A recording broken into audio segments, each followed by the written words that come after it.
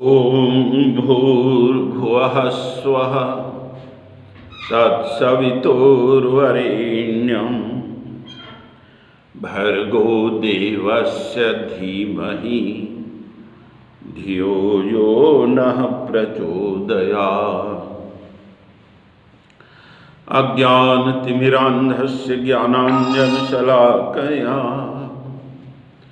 चक्षुरुन्मीलितं येन तस्मै श्रीगुरुवे नमः। सर्वे भवन्तु सुखिनः, सर्वे सन्तु निरामयाः, सर्वे भद्राणि पश्यन्तु मा कश्चित् दुःखभाग् भवेत्। ॐ विश्वानि देव सवितर्दुरितानि परासुव यद्भद्रं तन्नासुव। ॐ शांति शांति शांति। कल मनीषी बने पर शुद्ध अंतःकरण वाला, इस विषय पर चर्चा कर रहे थे।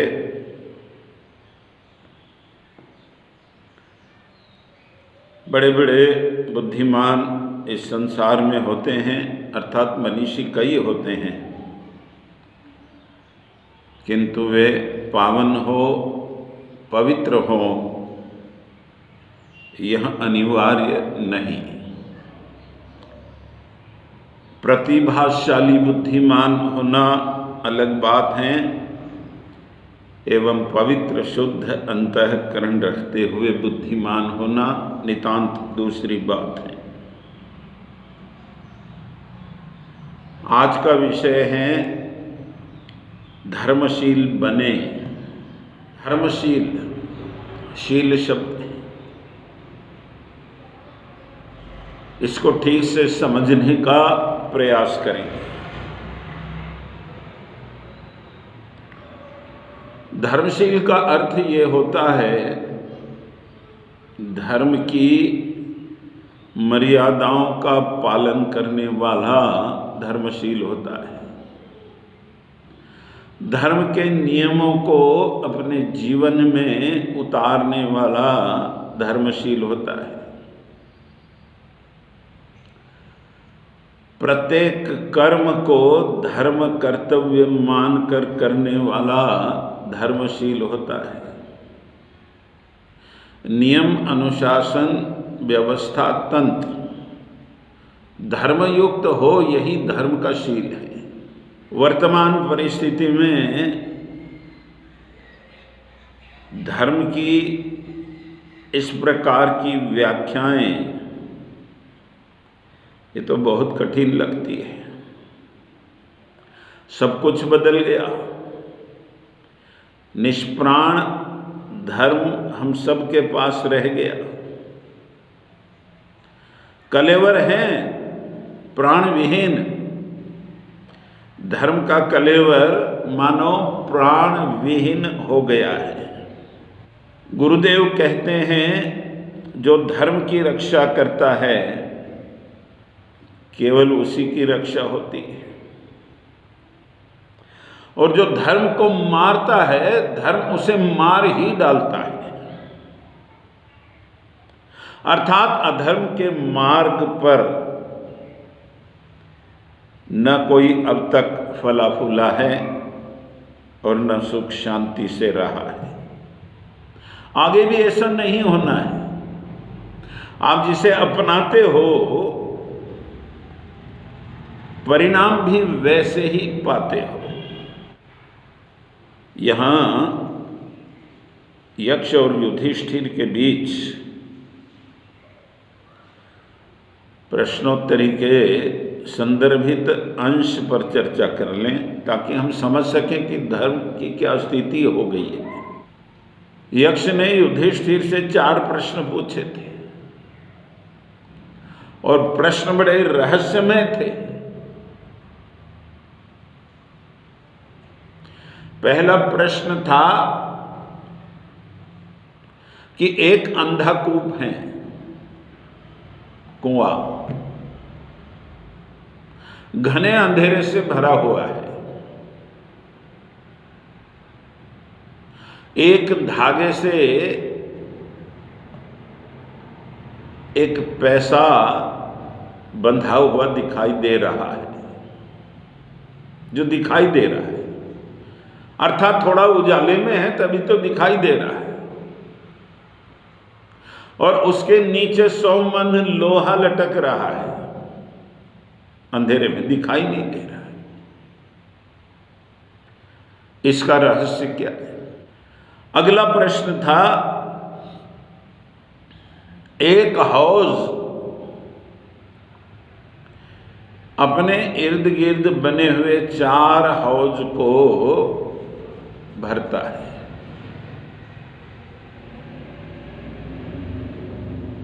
और ये चारों मिलकर बीच वाले हौज को भर नहीं पाते। इसका रहस्य क्या है? और एक प्रश्न था कि एक गाय अपने बछड़ी का दूध पी रही है, और अंतिम प्रश्न था कि एक विचित्र जीव जो विष्ठा खाता है और विष्ठा ही उगलता है। इनके रहस्य युधिष्ठिर को बताने थे, प्रश्न यक्ष के। युधिष्ठिर ने इसका उत्तर देना आरंभ किया। यह कलियुग की स्थिति है। अंधे कूप में जो एक पैसा लटका हुआ दिखाई दे रहा है, अर्थात कलियुग में एक पैसे जैसा जितना पुण्य लोग करेंगे और दिखावा खूब करेंगे कि वो मैंने पुण्य किया, और उसके नीचे अंधेरे में 100 मन लोहा लटक रहा है, अर्थात इतना पाप करेंगे लोग छिप करके।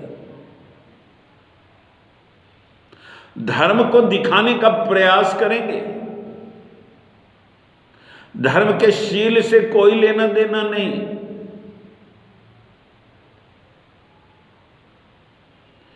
लेकिन चिन्हों में धर्म धारण किया जाएगा,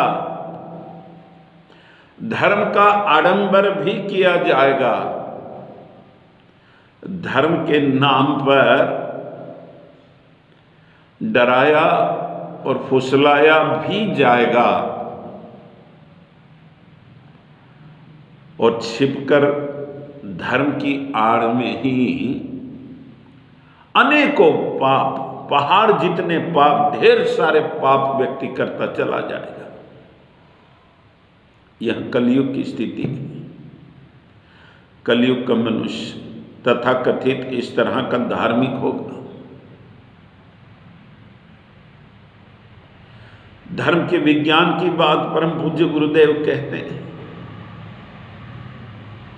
पर इस विज्ञान को खोजने के लिए कोई तैयार हो तो बात बने। समय देना पड़ता है और रस भी लेना पड़ता है। अच्छे काम के लिए अर्थात श्रेष्ठ जीवन के लिए समय किसी के पास नहीं, और रस तो बिल्कुल नहीं है। दूसरे प्रश्न का उत्तर देते हुए युधिष्ठिर ने कहा था कि बीच का हौज माने माँ बाप, और 4 इर्द गिर्द जो हौज बने हैं ये उनके बच्चे हैं, संतान हैं। माता पिता अपना पेट काट कर उनका पोषण करेंगे, चारों का पढ़ाएंगे, लिखाएंगे, संस्कार देने का प्रयास करेंगे, योग्य और लायक बनाने की चेष्टाएं भी होती रहेगी।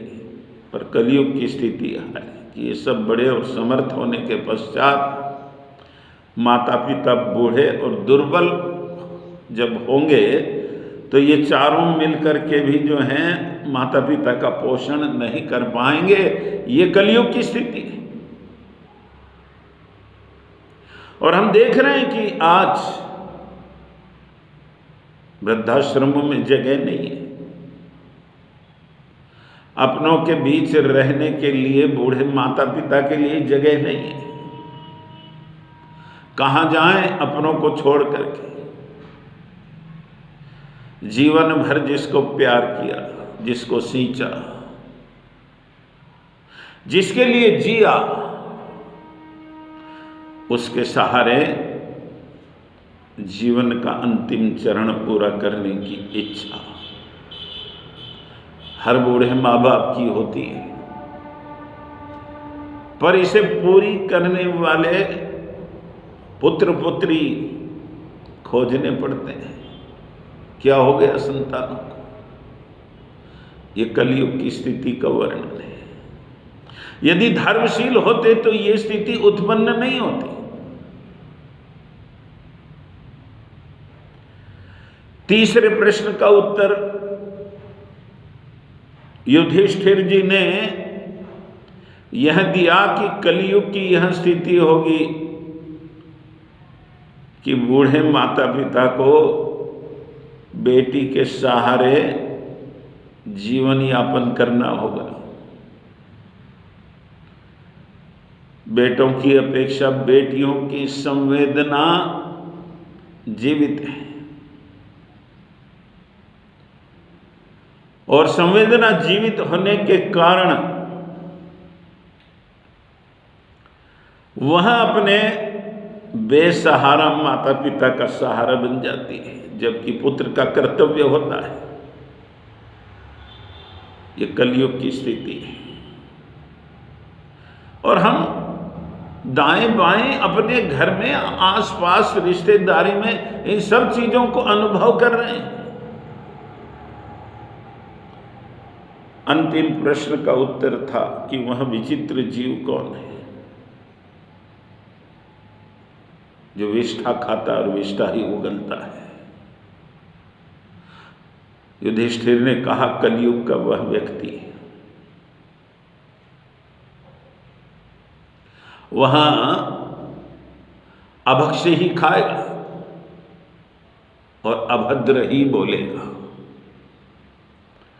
देखना, थोड़ा सा समझने की कोशिश करना। अभक्ष्य खाने की ओर आदमी कितना लालायित है, और अभद्र ही बोल रहा है। तात्पर्य यह है कि वर्तमान स्थिति में धर्म की क्या स्थिति होगी। जो धर्म मनुष्य को तराशता है, गढ़ता है, उसकी अनगढ़ता को निकालकर उसको एक अच्छा इंसान बनाता है,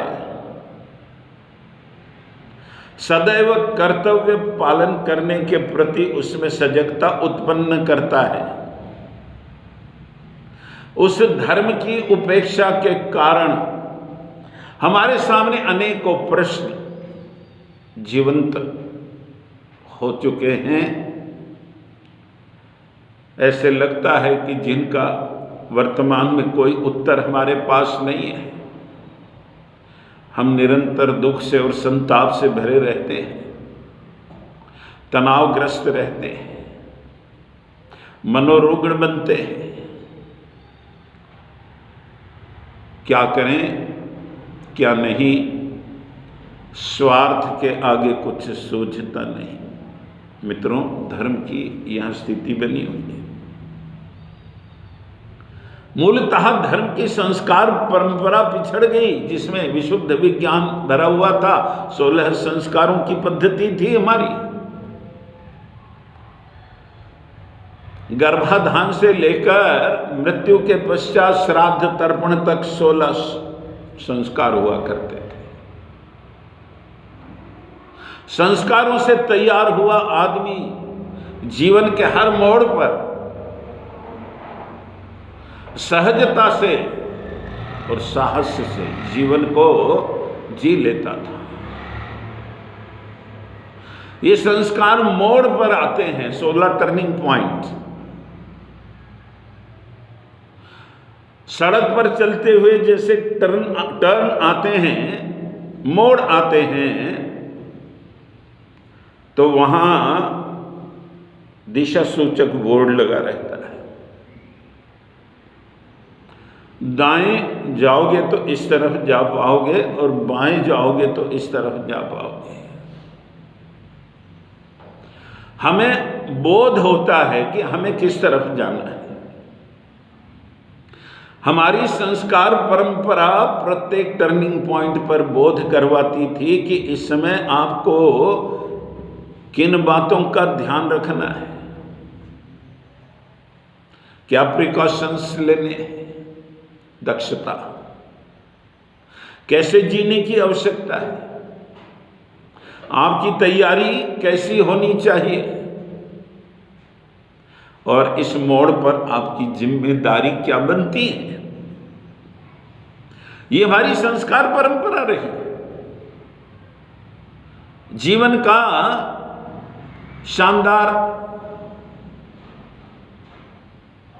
सुखद बनाने वाला विज्ञान पक्ष, जो भावनाओं को उभारता, प्रेरणा देता, विचारों को मोड़ता और दिशा देता और जीवन को सरल सहज बना देता, उस संस्कार परंपरा को चरमराते हुए हम देखते हैं। जहां कहीं संस्कार होते हैं चिन्ह पूजा के नाम पर होते हैं, परंपरा के नाम पर होते हैं। जीवंत संस्कार परंपरा कहीं दिखाई नहीं देती। परम पूज्य गुरुदेव ने इस परंपरा को फिर से पुनर्जीवित करने के लिए आंदोलन चलाया। यज्ञों के साथ प्रतिदिन संस्कार परंपरा को जोड़ दिया।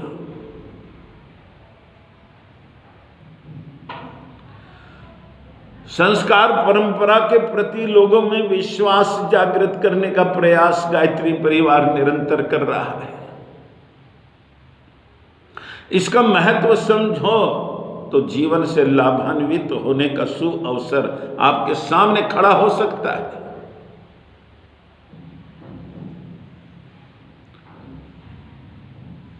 धर्म ऋषियों के द्वारा दिया गया वह मार्गदर्शन है जिससे मनुष्य अपने जीवन की समस्या बाधाओं को चीरते हुए सहज सरल श्रेष्ठ जीवन जी पाता है। आस्तिकता से इसका आरंभ होता है।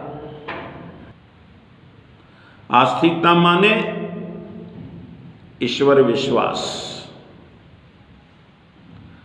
आज कौन से ईश्वर पर विश्वास है हमारा, जिसकी ये चर्चा है कि ये भगवान कुछ भी मन्नत कर लो दे देता है, कोई धन दे रहा है, कोई आपकी हर इच्छा पूरी कर रहा है। जैसे कल्प वृक्ष के नीचे बैठकर कामना करते हो और वो पूरी हो जाती है। भगवान की कंसेप्ट ही बदल दी हमने। हमको मुफ्त में देने वाला भगवान बहुत प्रिय लगता है। ईश्वर विश्वास का अर्थ हमने ये लिया, जबकि आस्तिकता ये कहती है कि धर्म जिस मार्ग से ले जाना चाहता है, जिन नियमों में कसना चाहता है, जिस अनुशासन में बांधना चाहता है, उसको स्वीकार करते हुए ईश्वर अर्थात श्रेष्ठता का समुच्चय, उस श्रेष्ठता के समुच्चय से संपर्क करें और अपने भीतर उन समस्त श्रेष्ठ गुणों को उतारने का प्रयास करें, अर्थात आस्तिकता। आध्यात्मिकता अर्थात अंतर्मुख होना। हम सब बहिर्मुखी हैं, बाहर देख रहे हैं। बाहर देख रहे हैं, एक बड़ी मजे की बात है। सौंदर्य सबको प्रिय है और बाहर आदमी अधिकाधिक सुंदर बनने की चेष्टा कर रहा है, अपने रूप को, रंग को संवारने की कोशिश कर रहा है, नाना तरीके से आकर्षित करने वाले वस्त्र परिधान कर रहा है।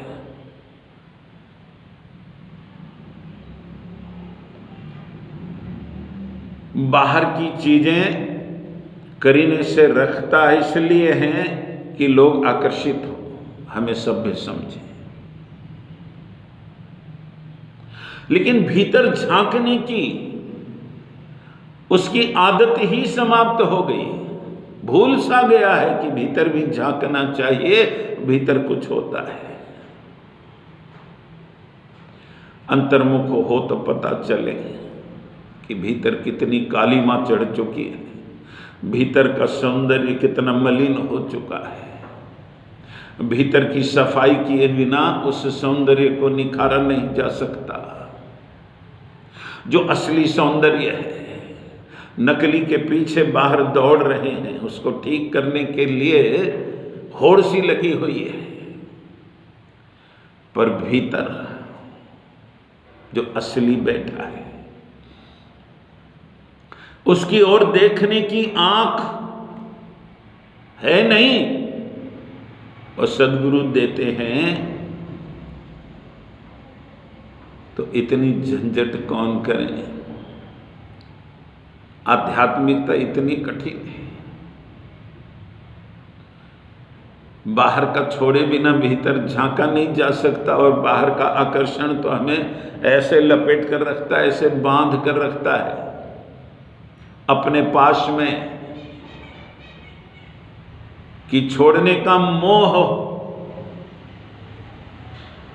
संवरण नहीं होता। कैसे छूटे?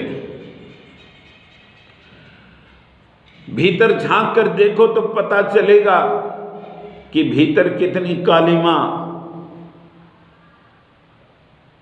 कितनी कमियां हमने पाल रखी हैं। और तब होश आएगा मनुष्य को और उनको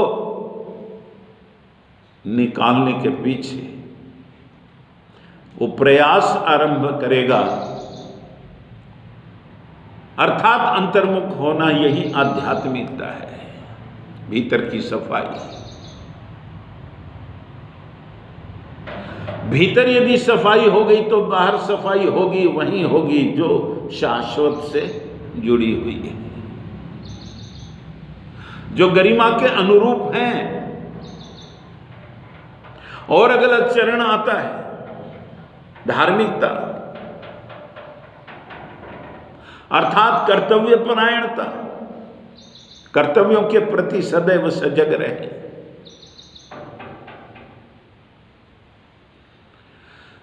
कहते हैं कि धर्म, अर्थ, काम, मोक्ष, 4 पुरुषार्थ हैं। पहले धर्म है जिसमें व्यक्तिगत सुख को बहुत महत्व नहीं है, उसकी अपेक्षा समूहगत सुख को महत्व है। धर्म तो आपको बड़ा बनाता है, संकीर्णता को घटाता है, छोटेपन को घटाता है और बड़प्पन पैदा करता है। धर्म आपको श्रेष्ठ बनाता है, धर्म आपको लघु से महानता की ओर लेकर चलता है।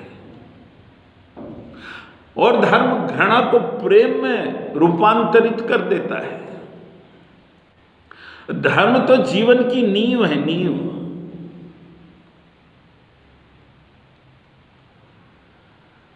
पहला पुरुषार्थ धर्म प्राप्ति के लिए, धर्म का अनुसरण करने के लिए, धर्म के अनुरूप जीवन जीने के लिए,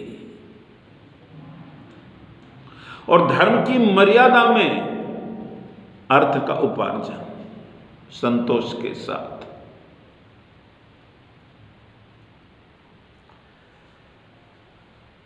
धर्म की मर्यादा में ही काम। अब उच्छृंखलता की कोई गुंजाइश नहीं है। भोग भोगने हैं पर संयम के साथ, क्योंकि नींव मजबूत है धर्म की। हमने धर्म को स्वीकार किया है, उसके लिए पुरुषार्थ किया है, और धर्म की ही ये वो धारा है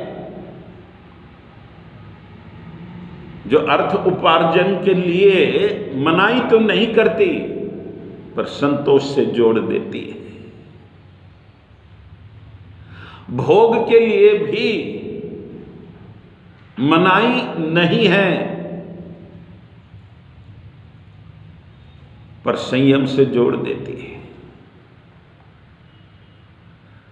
अब विकृति को कोई जगह नहीं है। और चौथा चरण मोक्ष, धर्म की नींव मजबूत जिसकी है, अर्थ और काम के लिए पुरुषार्थ करते हुए वह मोक्ष को भी प्राप्त कर सकता है। धर्म नींव है तो मोक्ष शिखर है। मनुष्य धर्म से आरंभ होकर मोक्ष तक मंजिल तय कर सकता है। धर्मशील बने तो ये सब कुछ संभव है। और तुलसीदास जी कहते हैं रामचरितमानस में कि जिमि सरिता सागर पाह जाए,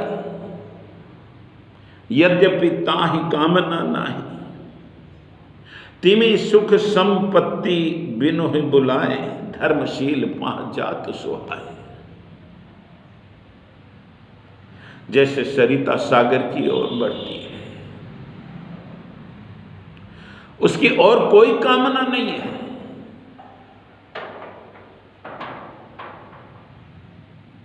केवल अपने प्रियतम में समा जाना। भक्त की कामना भगवान में समा जाना, मिल जाना भगवान में।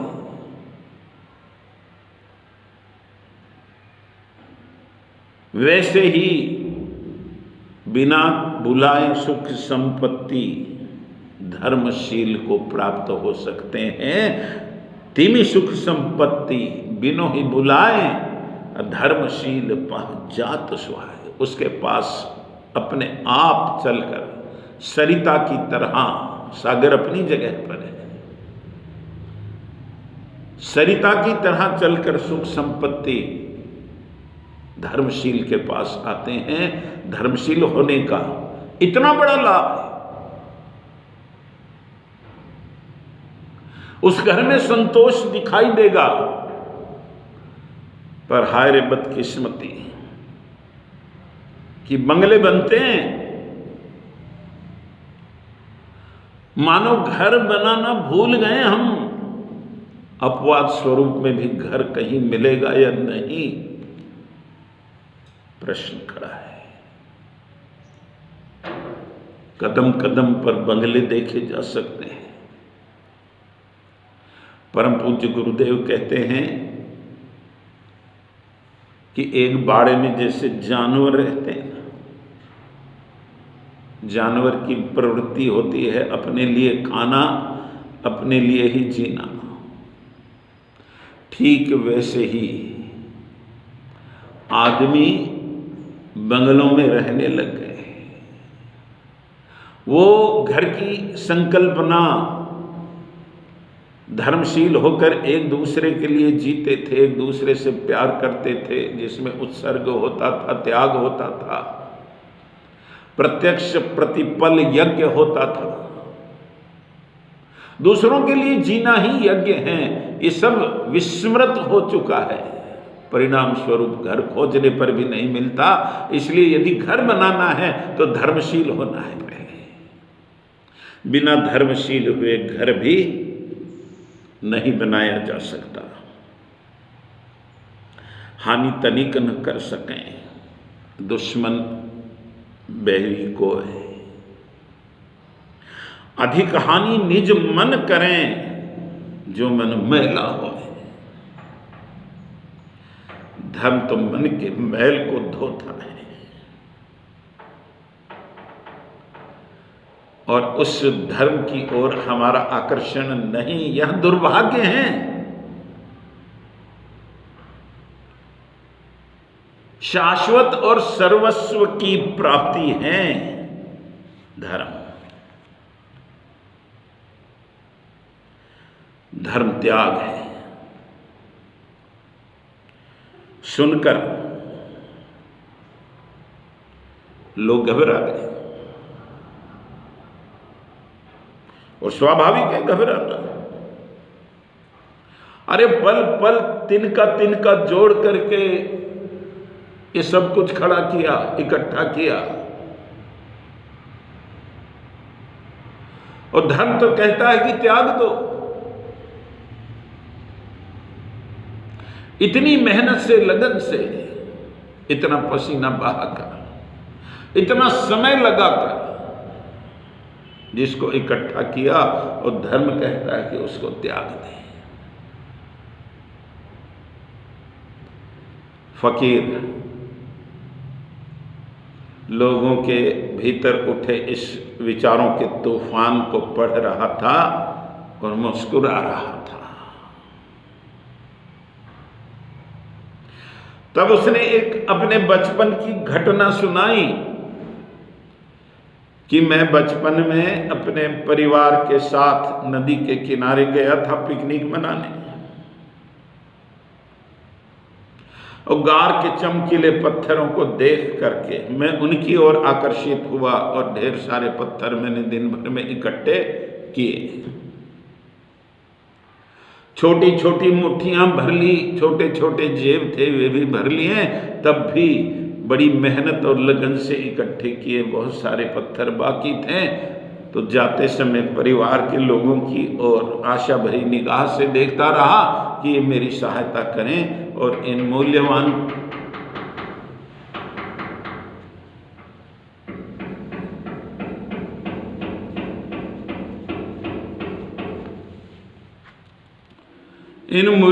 पत्थरों को वो घर तक पहुंचा दें। पर घर वालों ने वो भारे पत्थर जो उसने अपनी मुट्ठी में और जेब में भरे थे, वे भी फेंकवा दिए। आश्चर्य हुआ उसको इन बड़े लोगों की विरक्ति पर। लेकिन फकीर कहता है कि आज मैं फिर नदी पर टहलने जाता हूं तो मैं जान गया हूं कि ये पत्थर है। तब मैं नहीं जानता था। जानना कितना जरूरी है। जान गया हूं तो मैं भी रौंद कर ही जा रहा हूं उन पत्थरों को। भले ही वे चमकीले हैं, आकर्षक भी हैं, पर पत्थर हैं, इसलिए मैं उन्हें अब इकट्ठा नहीं करता। अब पत्थरों को पत्थर जानने पर कोई त्याग नहीं। अर्थात अज्ञान में भोग हैं और ज्ञान में त्याग है। आपको कुछ त्याग करना नहीं पड़ता। ज्ञान का परिणाम है छूट जाना, और अज्ञान का परिणाम है भोग में फंस जाना, अटक जाना, पकड़ लेना। ये सहज परिणाम ज्ञान का त्याग, अर्थात त्याग किया नहीं जाता। ज्ञान का सहज परिणाम है, वो अपने आप हो जाता है। फिर त्याग कठिन होने की बात व्यर्थ है। इसलिए व्यर्थ है कि हमें ज्ञान नहीं है। घबराने की, परेशान होने में कोई औचित्य नहीं। जो छूटता मालूम होता है वास्तव में वह निर्मूल्य है, और जो पाया जाता है वह अमूल्य है। हम शाश्वत की ओर चलते हैं, सर्वस्व की प्राप्ति की ओर चलते हैं। ये ज्ञान का परिणाम है। जो छूट रहा है वो अशाश्वत है।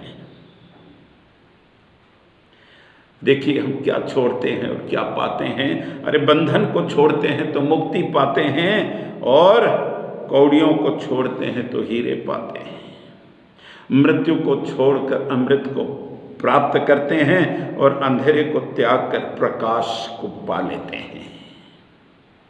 क्षुद्रता का त्याग करके शाश्वत को प्राप्त करते हैं, दुखों को छोड़ करके आनंद की प्राप्ति करते हैं। अर्थात न कुछ को छोड़कर सब कुछ पा लेना